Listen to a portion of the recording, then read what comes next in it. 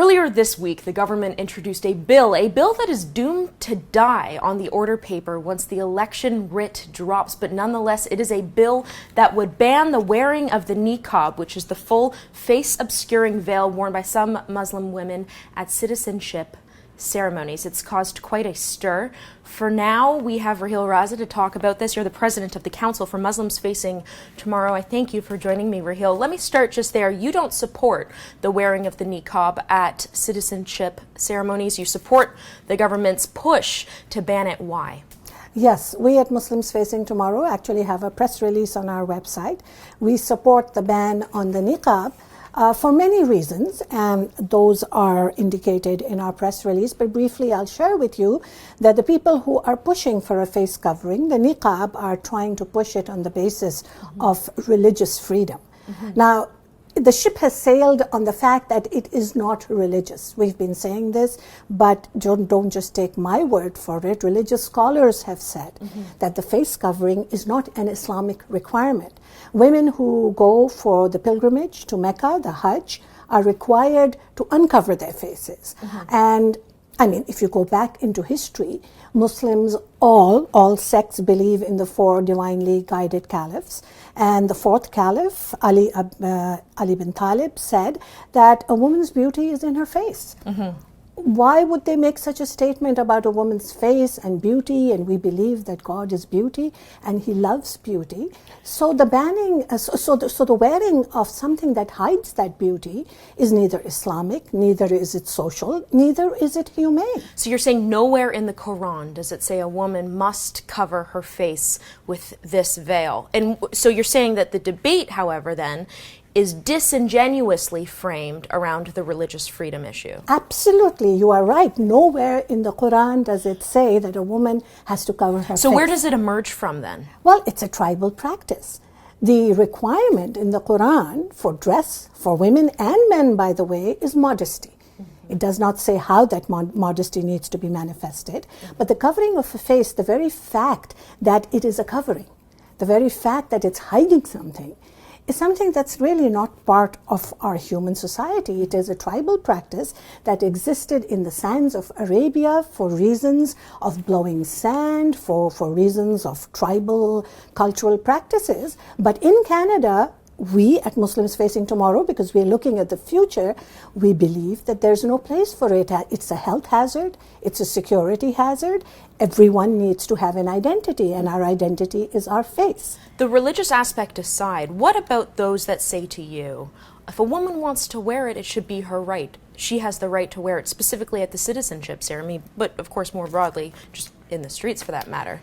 It's not as simple as a standalone issue. You have to look at the background of what it manifests. Where does this come from? I'm originally from Pakistan, the Islamic Republic of Pakistan. The face veil is not a common practice there. The head covering is a different thing altogether. So the face veil comes from those societies where Islamism and political Islam is at its height. It is worn by the women of Al-Qaeda. It is worn by the Wahhabi ideology, which is one of the thorns in the side of Islam. This is an ideology that's based on oppression and violence. So those women who say, and they would say, that they wear it out of their own free will, I would question that maybe they need to see a therapist. Because if in 40 degrees temperature, you want to wear a piece of clothing that covers you from head to toe, when it is not a religious requirement, when your identity is hidden, when your face needs to be shown, then I would question the wisdom of that, and I would suggest that the religious leadership and the male leadership mostly should encourage them to uncover their faces, because that is what the religion requires. It's often the case that these veils are ingrained, wearing the veil is ingrained in a woman's mind from a very young age. So you have to also wonder then, is it truly her free will? Now, I want to bring your attention to a quote that was tweeted by Gerald Butts, Justin Trudeau's chief advisor. Here's what he said. Tim Uppal, who's the man who introduced this bill, a man who conceals his face and hair because he is a devoutly Sikh man, proposes a law preventing women from their concealing face and hair. What do you make of him making that comparison? Well, first of all, it's a totally wrong comparison, because a beard does not conceal the face. A beard is a part of a man's face, but you can see the face. It is not a covering. It is not hiding the face. And secondly, for Sikhs, the wearing of a turban and the beard is embodied in their religious structure. It is part of their religion. And as I have said, until the cows come home and we go blue in the face, that for women in Islam, the face covering is not a religious requirement. So that leaves it as a cultural requirement. And for cultures, they need to evolve, they need to change. If we decide that we're coming to a Western country, then we must certainly adapt to some of the laws of that land. Now, in Europe, they're making a big push to ban face coverings, and hats off to them. And hats off to Tim Opal for bringing this up, because it's apples and oranges.